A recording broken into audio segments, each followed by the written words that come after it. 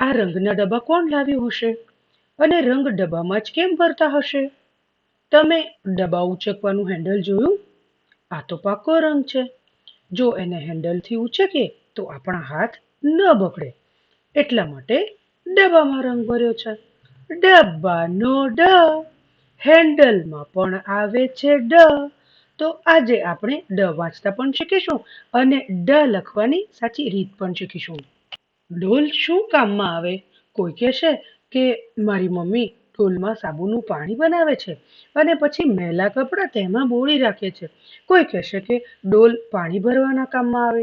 એ પાણીથી નવાય, એ પાણીથી રસોઈ થાય, એ પાણીથી પોતા થાય, એ પાણીથી વાસણ ધોવાય, એ પાણી પીવાના પણ કામમાં આવે, એ પાણી ફૂલ છોડને પણ રેડાય. વાહ, ડોલ તો બહુ જ કામમાં આવે. ડોલનો ડ.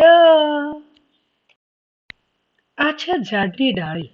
નાનો છોડ જેમ મોટો થતો જાય તેમ તેને નવી નવી ડાળીઓ ફૂટે અને એ ડાળી ઉપર નવા પાન ઉગે, ડાળી ઉપર જ ફૂલ ઉગે, ડાળી ઉપર ફળ ઉગે.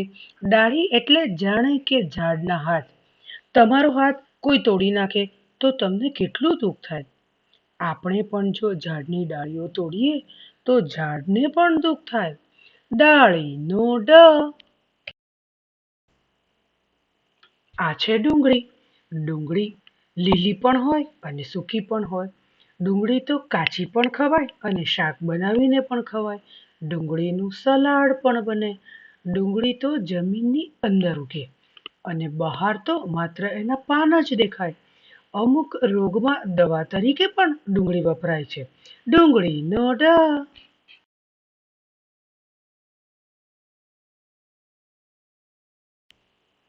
હવે તમે ડ ઓળખી શકો છો અને ડ વાંચી પણ શકશો.